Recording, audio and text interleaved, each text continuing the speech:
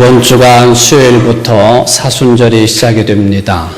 이번 주간 수요일은 특별히 제수요일이라 그렇게 부르고 있습니다.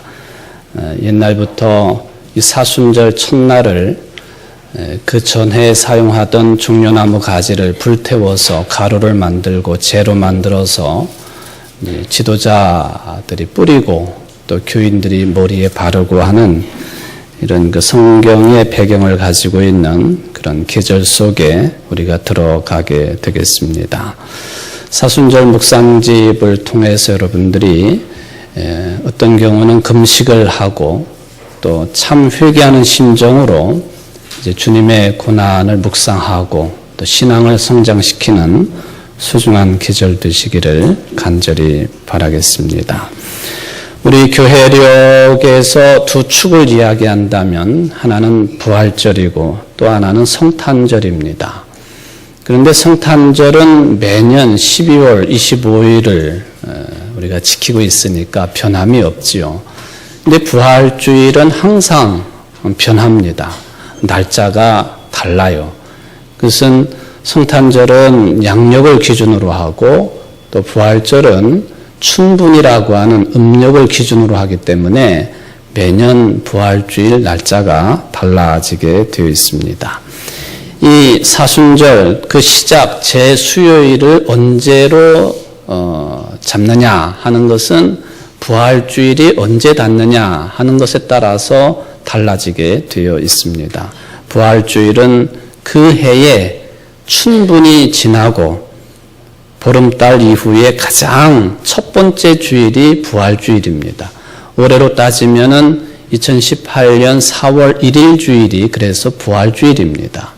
이제 부활주일을 정해놓고 그리고는 주일을 빼고 역으로 40일을 이렇게 계산해서 올라가 보면은 사순절 첫째 날이 나타나게 되어 있는데 그게 바로 2월 14일이 사순절 첫날이요. 제수요일이라고 부르는 날이 되겠습니다. 또한 오늘은 우리 민족의 고유한 명절인 설날을 앞에 두고 있는 설 주일 예배로 함께 예배를 드립니다. 큰 명절을 앞두고 있는 여러분들 심령과 가정이 모두 다가 평강을 누리시기를 간절히 바라고 주의 성령의 도우심으로 가족 친지들의 모임이 참 평화롭고 또 사랑이 가득하고 또 희망이 차고 넘치는 그런 여러분들 가정 삶이 되시기를 주의 이름으로 축원을 드립니다. 제가 오늘 좀 엉뚱한 도입 부분을 좀 가져보겠습니다. 설 명절도 앞뒀으니까 텔레비전에서 보면은 명절 때에 그 가수들이 나와서 노래를 많이 하거든요. 근데 오늘 제가 한번 우리나라 유명한 그 복음송 가수는 아니지만 가수 노래를 하나 좀 틀어보도록 했습니다. 그 여자의 일생이라고 하는 노래를 부른 분이에요. 누군지 아시죠? 네, 어르신들이 많기 때문에 이미자 씨 노래를 한번 들어보시고 아이고 이건희 목사가 또 주책을 부리네 그렇게 생각하지 마시고 한번 1, 2절을 다 들려드릴 테니까 가사를 한번 좀 눈여겨보시기 바랍니다. 이미자 씨입니다.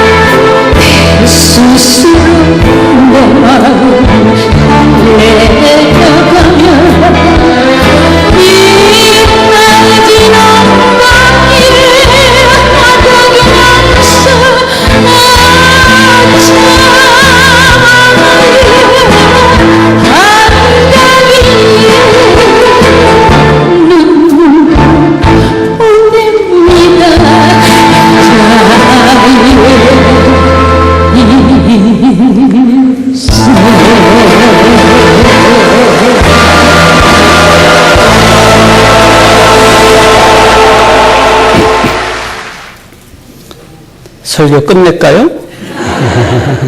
네.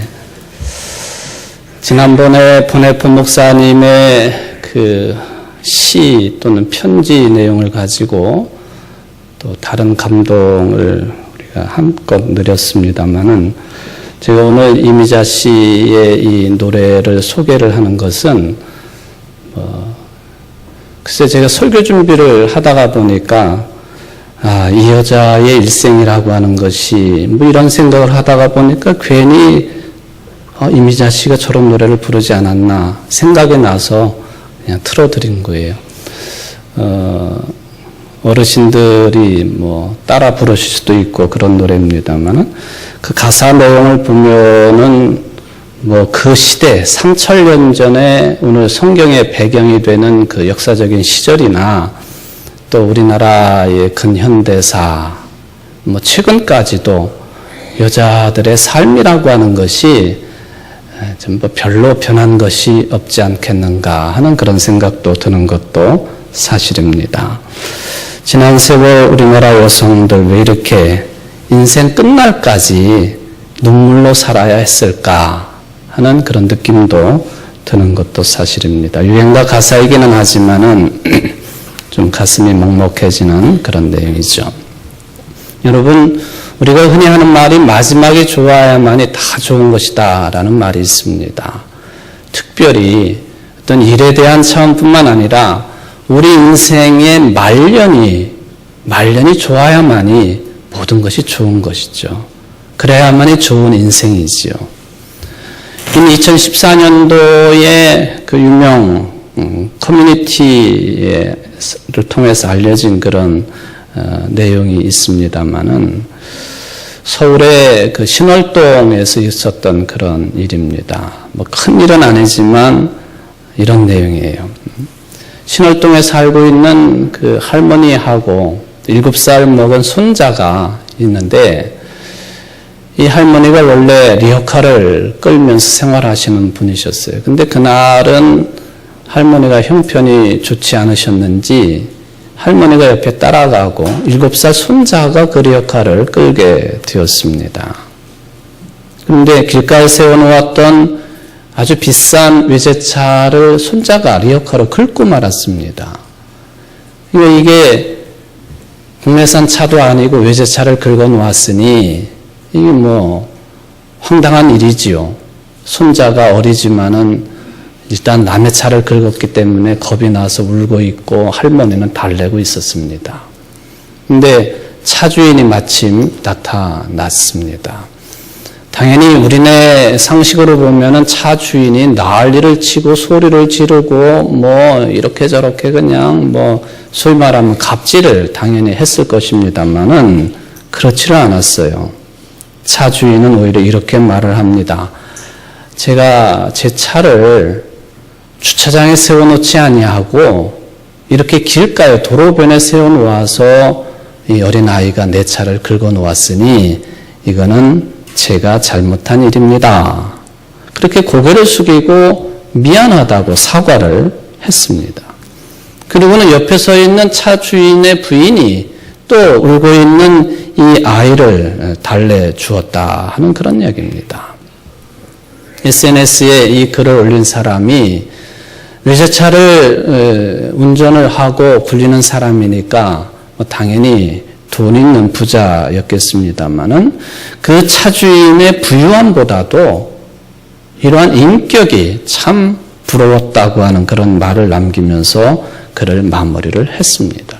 이게 이제 SNS를 통해서 퍼져나갔는데 바로 이 해당 외제차의 그 한국 법인 공식 SNS에 이런 글이 또 올라왔습니다. 차주분을 찾습니다.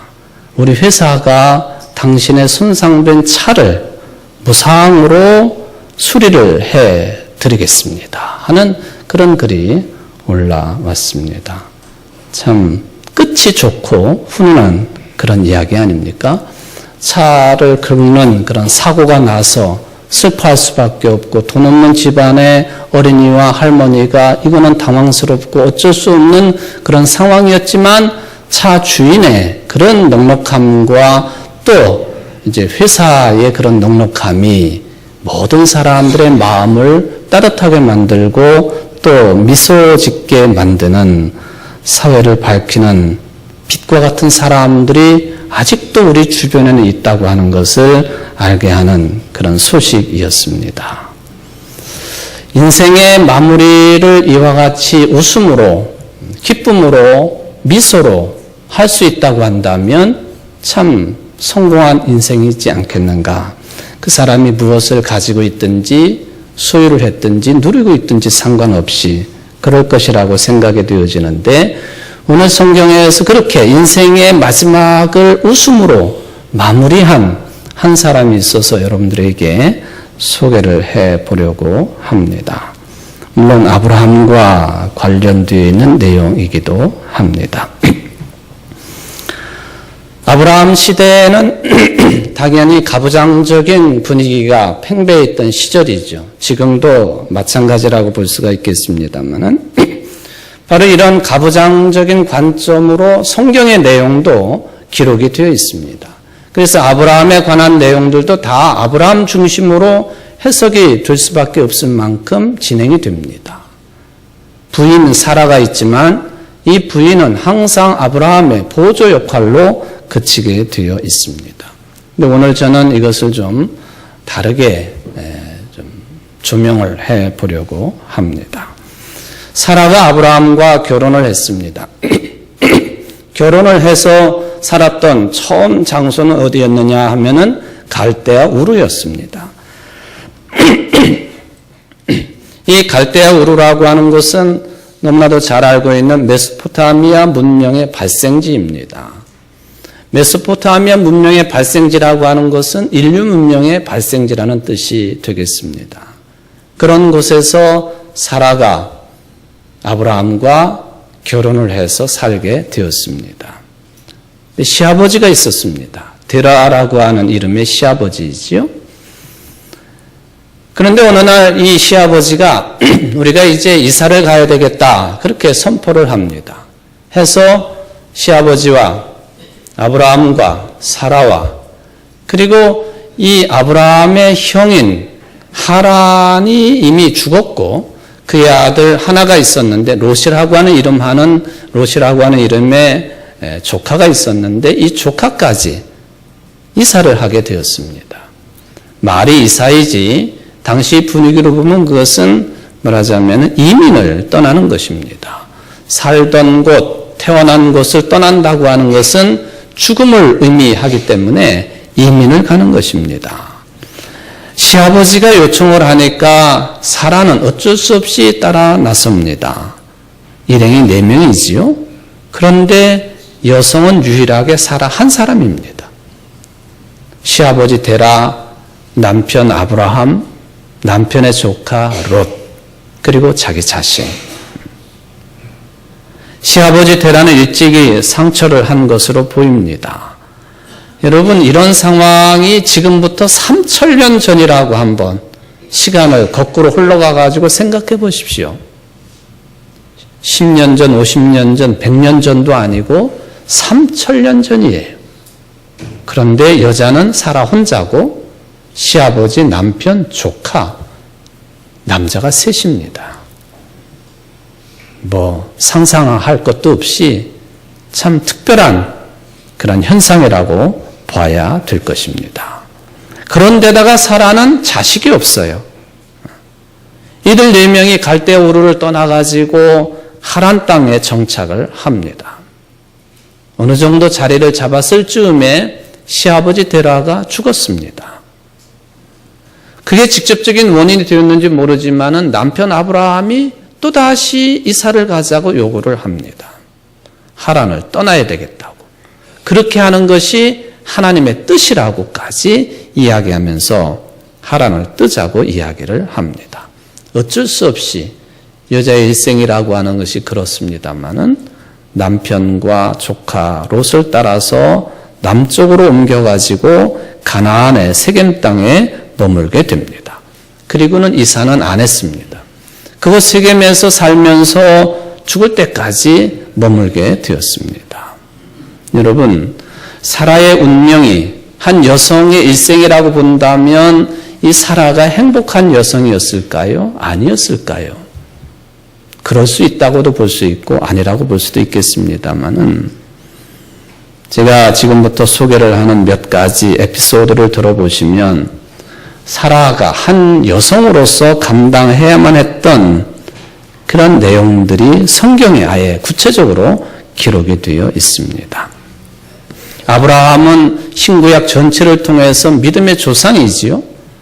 그런데 믿음의 조상이지만은 한 집안의 한 가정의 또 사라의 남편으로서의 역할은 어떠했을까? 이건 재미있는 조명이에요. 남편으로서의 구실은 어땠을까? 역할은 어땠을까? 문제가 없었다고 볼 수는 없습니다. 요즘도 비슷한 경우가 많지요. 남편이 믿음의 생활, 교회 생활을 잘하는 것 같지만은 부부로 살기에는 못마땅한 경우가 많은 가정들도 많이 있지요. 창세기 12장에 따르면은 살던 곳에 큰 가뭄이 들었습니다. 아브라함이 판단하기를 이제 우리가 먹고 살기 위해서는 또 어디로 옮겨야 되겠다. 선택한 곳이 애굽 땅이었습니다. 애굽 땅으로 거처를 옮기면서 남편이 부인에게 이런 말을 합니다. 애굽 남자들이 당신을 보면은 당신이 너무 예쁘기 때문에 가만두지 않을 터이니 우리 사이를 부부지간으로 하지 말고 누이 동생 지간으로 하자. 사라가 따를 수밖에 없었습니다. 먹고 살기 위해서, 생명을 유지하기 위해서. 그런데 애굽 일반 남자들이 아니라 애굽의 왕 바로가 사라에게 마음을 빼앗겼습니다. 그래서 사라를 애굽 궁정으로 끌고 갑니다. 일은 다 끝난 것이죠, 사실은. 그리고는 바로 왕은 이 여자의 말하자면은 오라비라고도 할 수 있고 또는 동생지간이라도 할 수 있는 이 아브라함을 아주 극진하게 후대를 합니다. 근데 하나님께서 급하게 개입하셔서 아브라함과 사라의 몸이 보존이 되도록 하셨습니다. 그리고 바로는 이 부부에게 많은 재물을 주어가지고 다시 살던 곳으로 돌아왔다 하는 이야기입니다. 그러면 결론적으로 보면은 몸도 보존이 되었고 많은 재물도 얻었으니까 됐다. 그게 아니지요. 이 남편의 하는 일을 한번 생각해 보십시오. 자기 살겠다고, 말하자면 먹고 살겠다고 자기 부인을 누이라고 속이고 있는, 또 누이 동생이라고 속이고 있는 아브라함의 모습입니다. 그런데 이런 일이 한 번으로 끝나지 않았어요.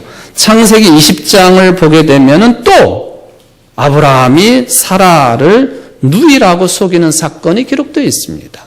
그 자세한 내용을 제가 설명을 드리지는 않겠습니다만은.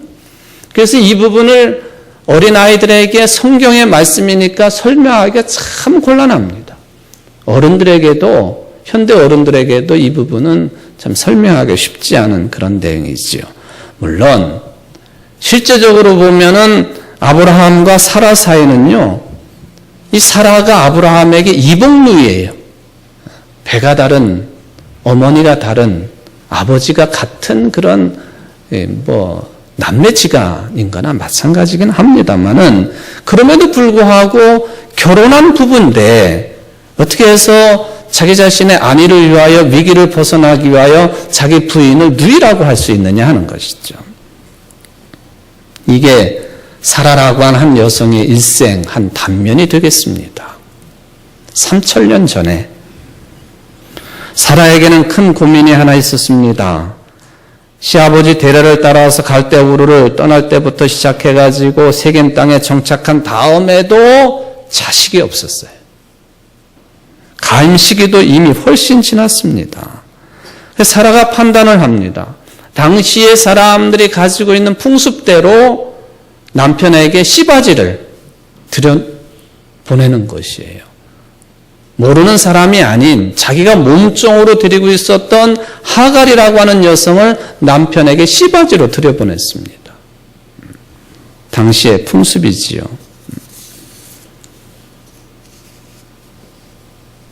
아브라함에게 이렇게 설명을 합니다. 하나님이 나에게 자식을 주지 않으니 더 이상 기다릴 수 없습니다.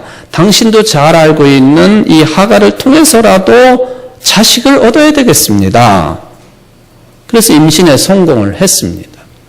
임신을 하자마자 몸종이었던 하갈이 그 집안의 가장의 아이를 가졌다고 하는 것 때문에 그 가장의 부인, 본부인 사라를 무시하기 시작을 합니다.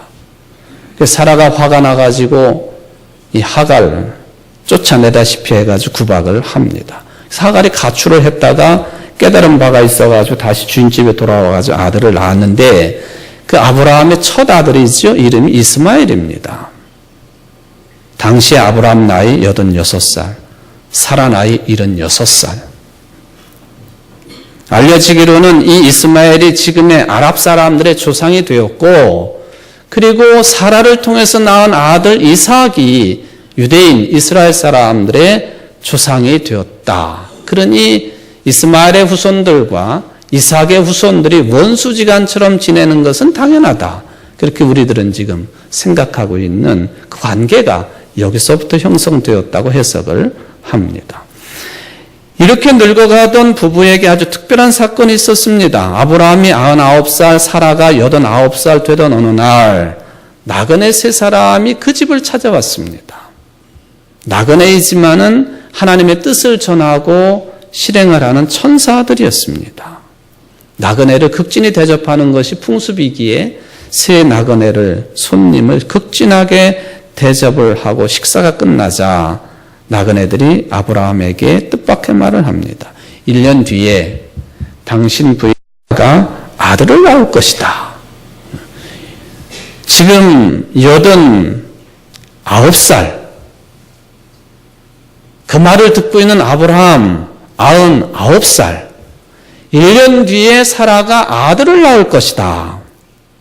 그 말을 듣고 사라가 텐트 밖에서 속으로 웃으면서 이렇게 중얼거립니다.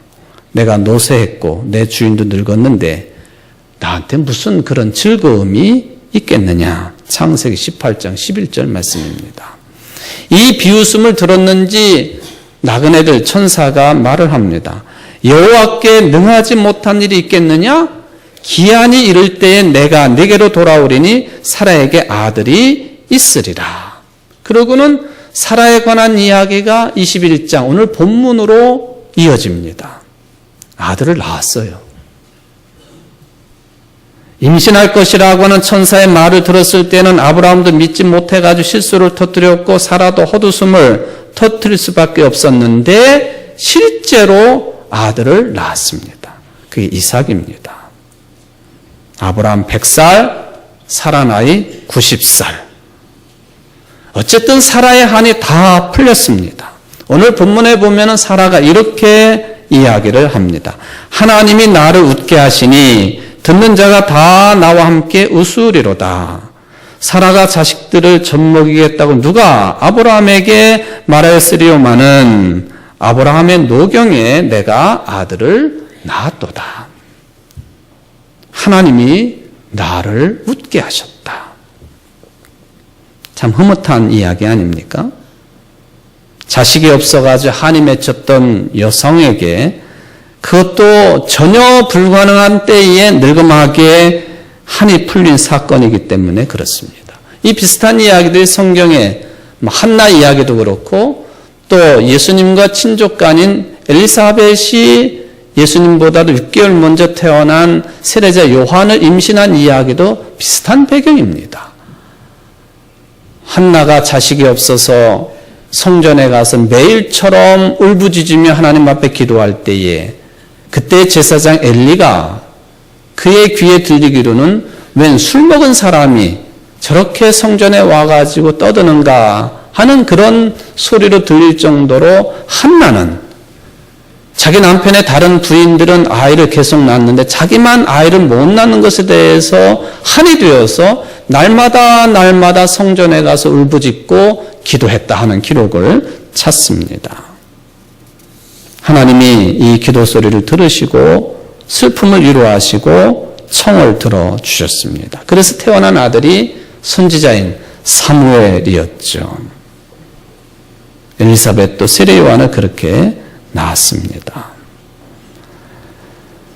자, 저는 이 말씀을 읽으면서 마치 우리가 잘 알고 있는 성 어거스틴이 이야기한 것처럼 우리들이 달을 가리키는 그 손가락을 보면서 달은 보지 않고 손가락을 보는 것처럼 하나님의 말씀을 읽을 때에 물론 사라가 90살에 아들을 낳았다. 굉장히 기적적인 일이고 중요한 일입니다만은 도대체 성서의 기록자가 이 내용을 지금도 2018년도를 살아가고 있는 우리들에게 읽도록 하시는 성령의 역사의 이유가 뭐냐 하는 그것을 찾아야 됩니다.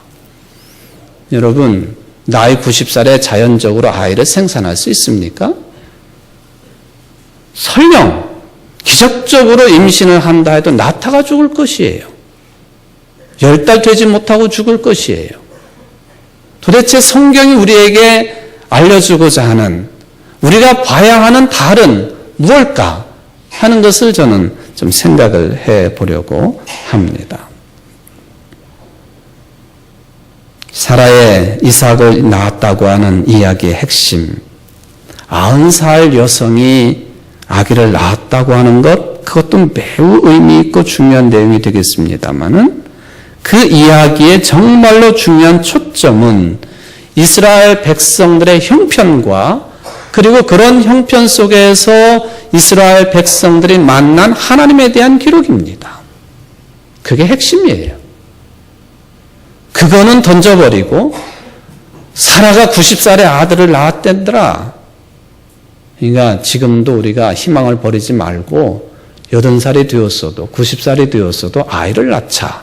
그건 아니란 말씀이에요. 물론 저는 그런 말씀하시면 기쁘게 생각하겠어요. 여러분들 중에 80부신 되신 어르신들이 아이를 낳으면 우리 교인이 늘어나는 거기 때문에 저는 좋아할 것입니다만은 그건 아니지요. 이스라엘의 그 날마다 또는 역사적인 고비 때마다 겪는 고통과 어려움과 환난과 핍박과 포로 생활과 그런 가운데서 우리가 어떤 하나님을 만났느냐? 이게 이 말씀 속에서 찾아야 되는 우리 신앙의 관점이 된다 하는 것이죠. 이스라엘 백성들이 살아있는 것, 이스라엘 백성들이 존재한다고 하는 것 자체가 바로 마치 90살의 사라가 이삭을 낳은 것처럼 기적이라고 하는 고백이지요. 기적이지요. 실제로 이스라엘 역사가 그렇지 않습니까? 소수민족으로 살았던 애굽 시절, 취업을 해가지고 40년의 광야 생활, 가나안 원주민들과의 영토 분쟁, 주변 제국 아시리아라든지 바벨론이라든지 페르시아라든지 예수님 시절의 로마라든지 이런 대제국의 틈바구니에서 살겠다고 발버둥을 쳤던 이스라엘 유대민족, 그냥 존재한다고 하는 것 자체가 기적이라는 거예요. 이게 복음이지요. 그것도 자신들의 능력이 뛰어나서가 아니라 하나님의 특별한 보호하심과 인도하심 때문에 가능했다. 이런 고백이 축적이 되면서 저들은 자신들이 하나님의 백성이라고 하는 확신에 이르게 되었다 하는 말씀입니다. 사라의 이야기는 그러므로 이런 우여곡절의 역사를 지낸 이스라엘 백성들에게만 해당될 수는 없습니다. 오늘날 우리들에게도 이 내용이 그대로 적용이 될 수밖에 없습니다. 보편적인 의미가 있다는 것이죠. 그리고 우리들에게도 해당된다고 하는 그 의미를 찾아내고 깨달을 수 있는 그런 영적인 눈이 있는 사람들에게만 이 내용은 하나님의 말씀으로 다가설 수 있습니다. 그리고 내 삶도, 여러분들의 삶도 다 기적이라고 하는 것을 깨달을 수 있다는 것이죠. 여러분들이 오늘 이 자리에 앉아가지고 전능하신 하나님 앞에 호흡을 하면서 눈을 뜨고 귀를 열고 머리로 생각하면서 온몸으로 하나님의 말씀을 받아들일 수 있다고 하는 이 자체가 기적 아닙니까? 기적이지요. 오늘 새벽만 해도 그래요. 5시쯤에 온몸이 막 떨려서 이게 뭔가 지진이었어요. 지진. 깜짝 놀래가지고. 그래서 새벽에 서재 쪽을 가봤더니 제가 얼마 전에도 그 경주 지진 뒤에 그런 말씀을 드렸었는데 지진의 여파가 대단하더라고요. 책장에 쌓여있던 책들이 막 우수수 또 방바닥에 떨어져 있었어. 경주 지진보다도 강도가 약했음에도 불구하고 떨어진 책의 내용은 똑같더라고요. 제가 그래서 사진을 찍어 놓았습니다만은 지진의 여파 그렇게 이제 사진을 찍어 놓았어요. 지진, 자연재해, 북한의 핵 위협, 강대국들의 위협, 아니 내 건강, 내 부정적인 생각, 오늘 교회까지 걸어오면서 별 탈 없이 이렇게 교회당에 들어가서 예배 드리고 있다고 하는 이 순간, 이 모습, 이 자체가 하나님의 돌보심과 인도하심이 아니었으면 불가능했던 기적이라고 하는 것. 이거 우리가 늘 체험하고 고백하고 살아야 된다는 거예요. 이게 보편적인 의미입니다.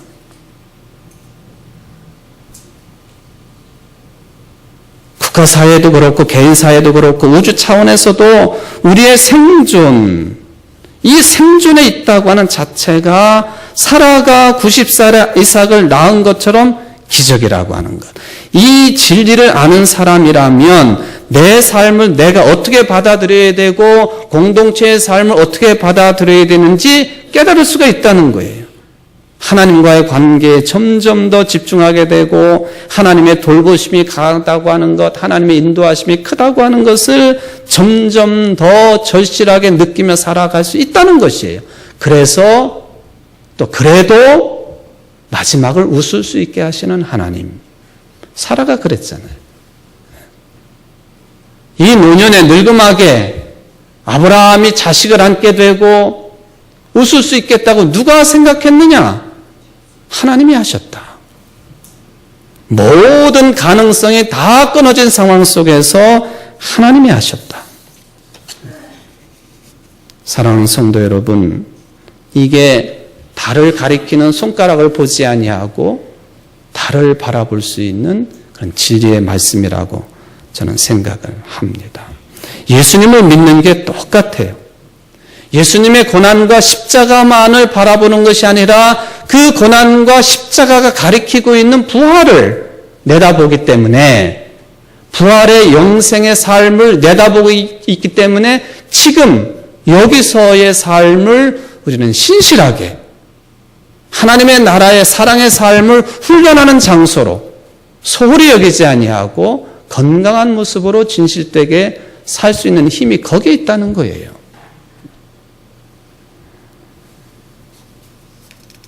이게 우리의 신앙의 내용이 되었으면 좋겠습니다.